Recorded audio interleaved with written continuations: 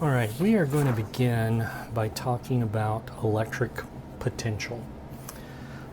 Now, this is not electric potential energy, this is electric potential.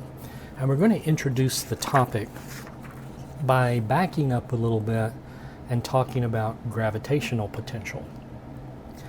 But before we do that, we're going to talk about gravitational potential energy. So I want you to recall that if I have something like a hill and then a slope and then another flat area, this is like a little high spot in the grass, and I put a mass up here. Let's say I just put a ball there. There's a certain amount of potential energy associated with that ball's position at that height. So if we say this is height from here to there is height h, then this ball has a certain amount of potential energy at that position.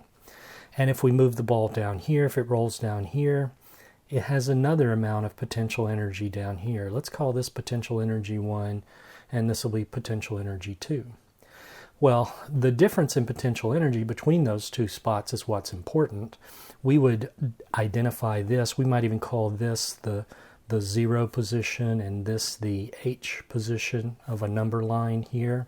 If we did that, then the potential energy down here is going to be 0, and the potential energy up here is going to be m times g times h, where m is the mass of our object here, and h is how far above the 0 level it is. Now, we arbitrarily define that position as 0, so that's a construct. What really matters is the difference in potential energy between those two spots. That is all that matters. By the way, the textbook doesn't use PE for potential energy. It uses U for potential energy. And delta U is going to be U final minus U initial. By the way, anytime you see a delta like this, it always means final minus initial. Okay, but let me add one other piece to this. How did a ball, say starting down here, get to this position where it has a higher amount of potential energy? So we've kind of changed this. We're starting with a ball down here and it's moving up to that height there. Well, the only way that it could have done that is if energy was put into it. And the type of energy that goes into it, we would call that work energy. And the difference in potential energy is equal to the amount of work, and we're going to write it this way, work going from the initial to the final position. But when we write it that way, we've got to be careful because of the way energy works. If I take the ball and move it up there, I am the one doing work. So I am inputting energy into this system, and as a result, the ball is gaining energy. So we need a sign convention here. We'll put a negative sign there just to indicate that if work is done on the ball, and that negative indicates that work is being done to the ball, then the ball gains an amount of potential energy, delta U. Okay? So we move the ball up, work is done on the ball, the result is the ball gains potential energy. All right, that same sort of thing I want to talk about one more time, but I want to do it from a different perspective now. Let's say that the ball is here on the hill, like that, and it's at this height. We'll say from that position there down to this position here is once again, that height there is h. But this time, let's talk about the ball being in the presence of a gravitational field. So here we have a gravitational field that is constant and uniform, and let's give it a symbol. Let's call it big G, like that. That's a gravitational field. So the ball is in the presence of the gravitational field. And when you're in a gravitational field, if you have mass, you naturally respond to that gravitational field. The ball and the mass, which would be anything with mass, naturally accelerates in the direction of the gravitational field. So if I put the ball right up here and let go of the ball naturally accelerates in the direction of the gravitational field that way. And the ball has a different potential energy based on its position in the field. Now, if the hill were not even there, just imagine that all of that hill is gone right there, then you can see if the ball is at that height above h there, then the ball is going to accelerate in the field if you allow it to do that. But when it gets down to this height there, from at that position, it's going to have a different amount of potential energy. So the potential energy is based upon the position in the field, and that's what I want you to get. The potential energy of the mass is based upon its position within the field. And notice this, the direction in which the mass accelerates, that's the direction of lower potential energy. And this place up here, this would be the place of higher potential energy. So it loses potential energy when it accelerates in the direction of the field. All right, take that same bit of information there and let's apply it to an electric field.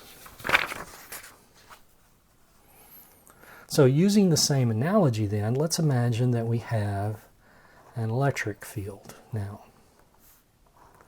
And the electric field has, let's say, one level here and another level here. And we'll place, what is it that responds to electric fields? Well, it's charge. So we'll place a charge up here at that position. We'll say it's a positive charge. And then that charge moves from its position there down to its position here. Well, there's going to be a difference in potential energy based upon the position of that charge within the electric field. And to put it, to add a little bit of information there as well, if I were to let go of that charge when it's in this position, it's naturally going to accelerate downward. The way that I've got it drawn, that's not necessarily downward. The way to say that is the charge naturally accelerates in the direction of the electric field. Now that's for a positive charge. If the charge had been negative here, the negative charge is naturally going to accelerate in the direction opposite of the direction of the electric field. But just like previously, if you want to determine what the potential energy is between these two levels, then it's really the difference in potential energy that you need to talk about.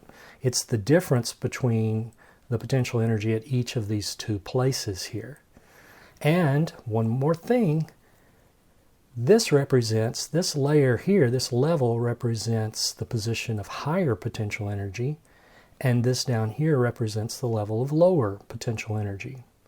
So a charge gains electric potential energy at a higher height, although technically height is the wrong word to use here, at a greater distance upstream from the electric field, it's going to have a higher potential energy there.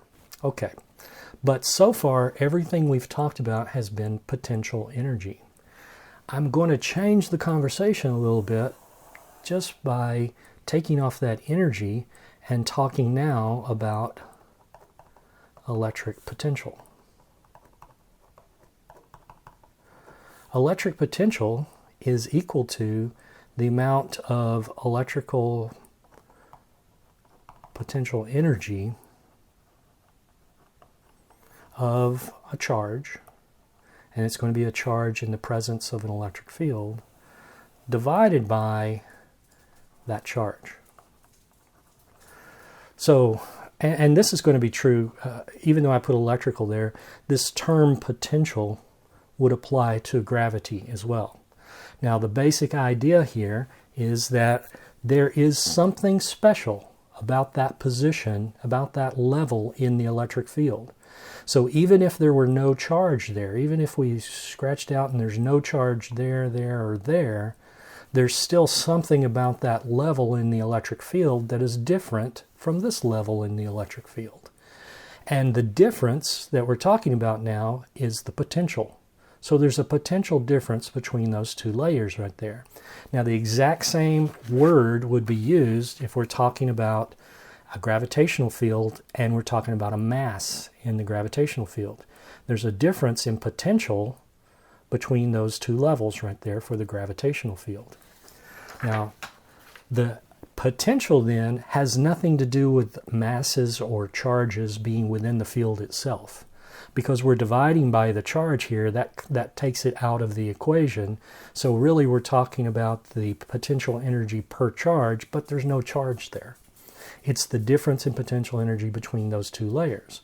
So if we were talking about, the symbol for potential is V.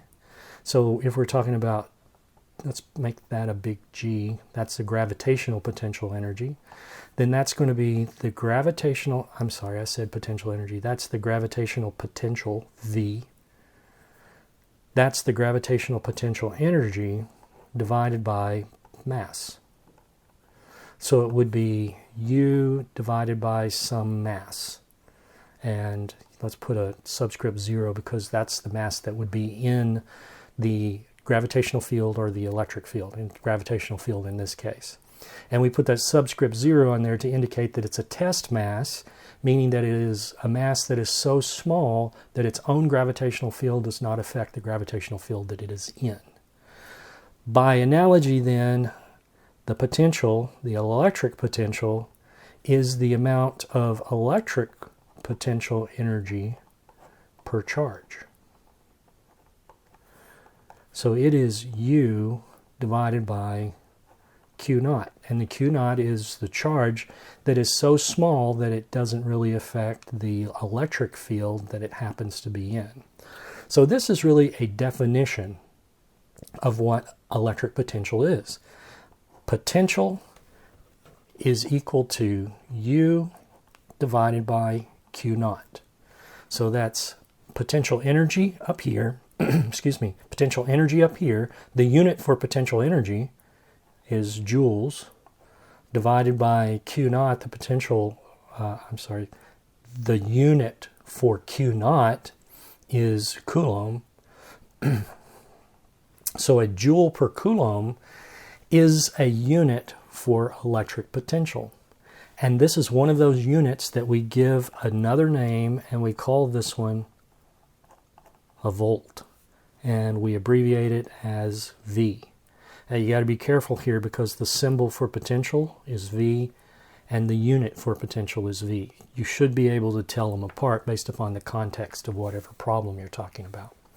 Now that's our definition of what potential is. So this electric potential that you see right here could be more mathematically rigorously defined this way. Potential is equal to du dq. So it's the energy per charge, joules per coulomb, or volts.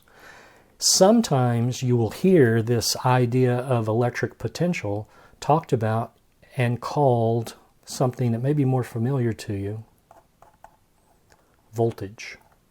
So we're just introducing this, and it may not make sense as to why that's that way, but the difference in potential is all that matters here. So the voltage is all that matters here. Okay? Now, potential difference definition then can also be written this way. Delta V, that's the amount of final potential minus the initial potential if we're talking about a charge moving through the area, or we're talking about two different layers in an electric field. But that can also be defined as delta U over Q naught, which we said more rigorously is du dq, but the du here that we're talking about is going to be a delta U. And we could also write it this way. Remember in our previous example of the gravitational field, we were talking about the amount of work going from one position to the other when we moved the mass. Well, what if we move a charge in an electric field?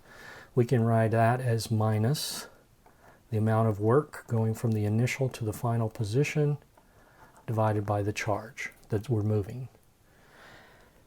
Usually, we want that initial position to be an area that we call 0. Like down here, we call that height 0 and this height h here. Well, we could do the same sort of trick, But remember, it's not the position that we call zero. When we're talking about gravitational fields on the surface of the Earth, it kind of makes sense to call ground level or maybe the height of your table zero. However, when you're talking about an electric field, there's not such an obvious place where we can call the potential zero. So where is the potential equal to zero? And the answer is at infinity. So if you start off with this as your basic assumption here, there's some potential layer here and another potential layer there. Then as we get weaker and lower values of potential moving down and down the electric field, at what point, what distance away from this top layer does the potential equal zero? And the answer is at infinity. So mathematically speaking, it's infinity. So if we were talking about delta V equals the amount of work going from the initial position at infinity to some final position F, divide that by Q naught, then this delta V is actually V final minus V initial. But remember, the initial potential is zero. So this V final is effectively the true potential is going to be minus the amount of work going from the infinity position. Now what does that mean? That's the place where the potential is zero to the final position divided by the charge that you're moving. That's the potential. That's the true potential. Another thing about potential is that it's a scalar. It's like work. Work is a scalar. So the potential is going to be a scalar as well. All right, since we're talking about energy, let's define a specific amount of energy, because I think you need to know this for a homework problem or two. Let's define an amount of energy called an electron volt. An electron volt, which is abbreviated, if we have 1 electron volt, that's 1 little e capital V. So 1 eV is an electron volt. Well, what is an electron volt? Well, here's the definition of it, and I'll just write it out.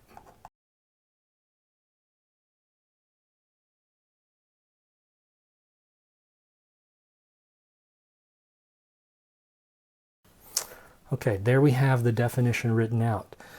An electron volt is an amount of energy, and it is the amount of energy required to move 1 electron through a potential difference of 1 volt. And if I illustrate that up here, let's take this space up here to illustrate that. Let's say we've got electric field lines, constant and uniform electric field pointing to the right here. There's our electric field. And let's say there's this level right here, and I'm calling those levels. You'll see in a minute those are actually surfaces if we're talking 3 dimensions, and we are here. So we got that level, and down here is another level, and the potential difference between those 2 levels right there, in other words, delta V, between those 2 levels is 1 volt. Well, the E is constant, the voltage increases to the left here, it decreases to the right, so we have higher potential to the left and lower potential to the right, but the difference in potential between these 2 layers here is going to be 1 volt. Well, now if I take an electron, and let's say its initial position is right here, and I move it to right here, to a position there, well, delta V is equal to minus the amount of work going from the initial to the final position divided by Q naught. Now remember, the amount of energy, or the amount of work, since work is energy, required to move 1 electron through a potential difference of 1 volt, that's what this amount of work is. That's the amount of energy right there. So if I solve that for the amount of work going from the initial to the final position is going to be minus Q naught times a delta V of 1 volt. I just put the negative sign on the opposite side here. Plug in numbers for that. That's going to be minus Q naught is the electron, so that's minus 1.6 times 10 to the minus 19th coulombs times delta V of 1 volt. And when you multiply that out, you get 1.6 times 10 to the minus 19th. And what's the unit for work? Joules. There. That is what 1 eV is. So if you need to do a conversion between electron volts and joules, there's your conversion factor. And that 1.6 times 10 to the minus 19 should look familiar to you. All right, we've been talking about these layers that exist like this, as if they're just lines. But you guys know in a constant uniform electric field like this, that's going to be three-dimensional. And there is some depth to that electric field. There's depth going into, in other words, if I went farther in that direction, there would still be electric field. If I came out this direction, there would still be electric field. So there's this region where the electric field is passing through. Because it's multidimensional, it wouldn't just be in a flat plane like that. There's dimension to the electric field. Well, in an example like that, if I did have, let's redraw electric field lines here.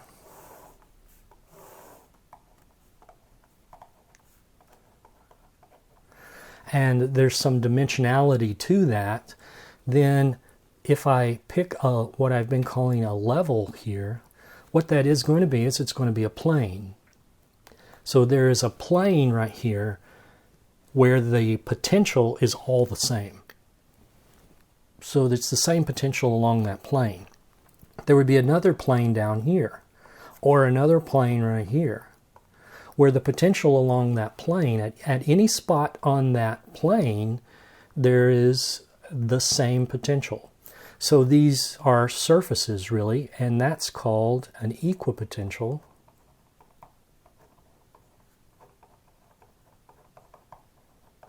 surface. So that's an equipotential surface, that's an equipotential surface, that's an equipotential surface. And for the case of a constant uniform electric field, the equipotential surfaces are going to be planes that are perpendicular to the electric field. But if I had a situation like, let's say I have a point charge, a positive point charge.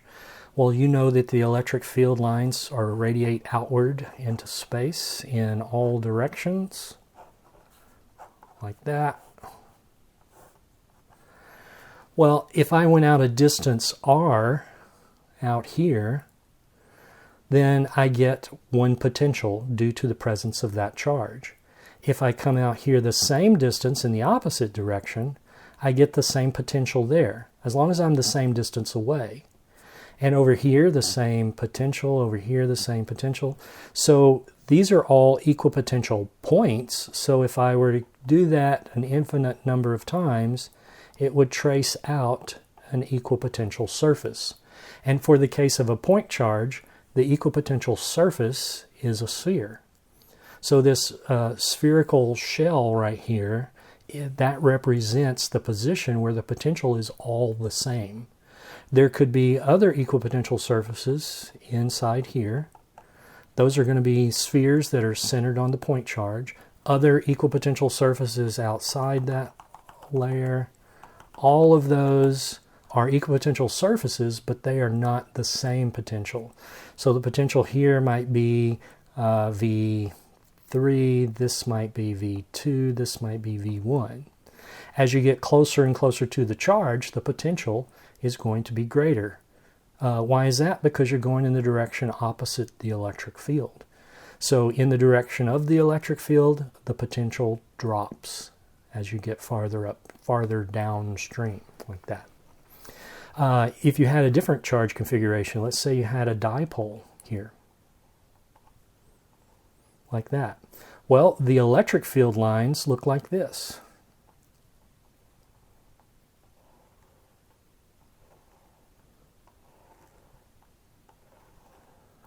You know, we could draw a lot of electric field lines here, and going out that way and in that way, but there is a direction associated with each of these.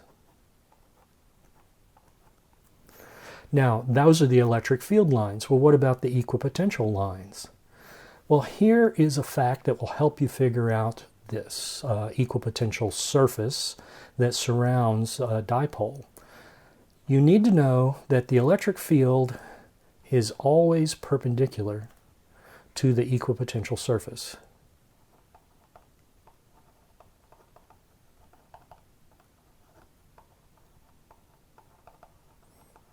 So if that's the case, then if this is an electric field line at that point, then the equipotential surface is going to look like that, and like that, and like that, like that, like that, around like that.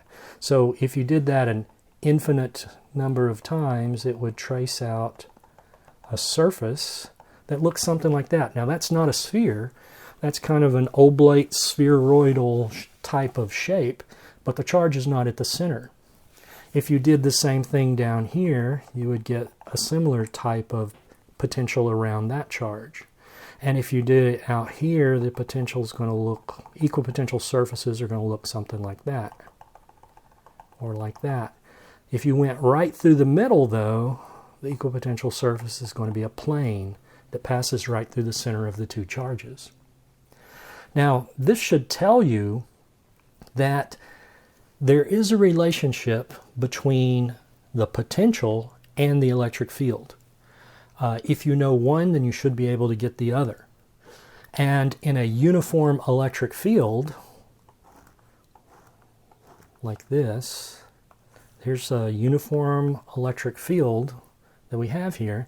If I start from some initial position, let's call that position I, and a charge goes to some final position F, where the distance between these two here is the distance d, let's say, then an honest question might be, well, what's the potential between those 2 points? How do you determine that? Well, remember, potential is V final minus V initial. So if I knew the potential at the initial and the final positions, I would just subtract the two, and that would tell me what the potential difference is between those two layers there. All right, well, there is a way to figure that out, but we need to take a little side trip first, and we'll come back to this drawing in a minute.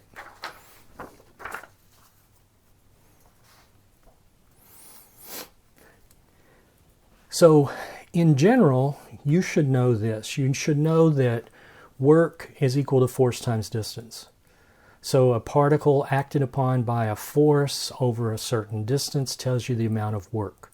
That's the equivalent of what I said previously. Me picking up the ball, moving it up here, I do work on the ball, so the ball gains potential energy. And how much work I do is related to the force that I apply to pick it up. In other words, it's weight. That's the force I apply to pick it up. And then the distance, the vertical distance over which I travel, which I carry the ball. So dW, that's the amount of work done moving over some distance, is equal to F dot ds. So that's the force, and that's the distance. So for our example, if we're moving a charge inside an electric field here, then the force is just Q naught, the charge, times the electric field dot ds. Now where did that come from? Well, that's the definition of what electric field is. Remember, electric field is force per charge. So we just solved that for F and plugged it in there. Okay, well then the amount of work going from some initial to some final position, that's the sum of all of the individual dWs going from the initial to the final position.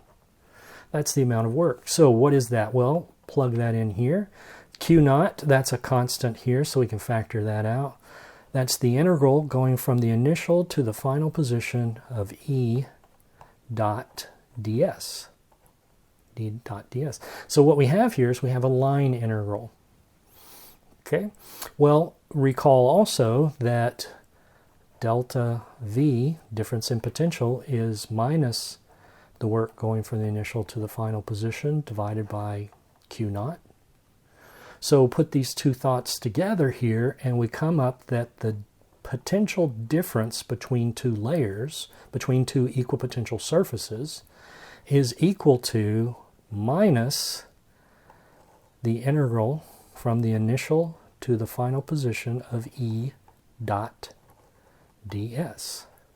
So this relationship here shows us the relationship between the potential and the electric field. Now what that means is if I had the potential difference, I should be able to figure out what the electric field is, but vice versa as well. If I know what the electric field is and a charge moves through at a distance ds, I should be able to tell what the potential difference is between those two equipotential surfaces. So now let's go back here. Here's our example. We're going to start here at the initial position and we're going to transition down, going in that direction right there, to that final position. So what is that? Well, delta V is equal to minus the integral from the initial to the final position of E dot ds.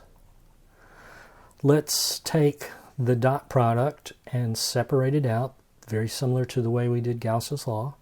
So it's minus the integral from the initial to the final position of E cosine theta, where theta is the angle between the electric field and the ds vector. The ds vector has a direction associated with it. Remember, that's a distance because you're going from initial to final. So the ds vector is going to be down in this case, like that, times ds. All right, so what is the angle between the electric field vector, which is down, and the ds vector? Well, the angle is 0. And it's going to be that way all along our path. Now, what if we hadn't chosen a straight path? What if we did something like this? We went over here first, and then we went down. What if we go there and then down? Well, if you sum up all of that right there, you would discover that it's equal to this right here. And that's true because we have a conservative force at work here. So an electric field, a gravitational field, any type of inverse square related field is going to be conservative, and that means the path doesn't matter. You're going to end up with the same answer. But in our specific case, since the path doesn't matter, let's just pick the easiest path, which is right straight down parallel to the electric field. And when we do that, the cosine term becomes 1. And it's that way all along our path. So that makes it a constant. We could factor it out. Now, we could say the same thing for our example here. The electric field is also constant. So if the electric field is constant, then we can factor it out of the integral as well. So what do we end up with here? Minus E times the integral from the initial to the final position ds.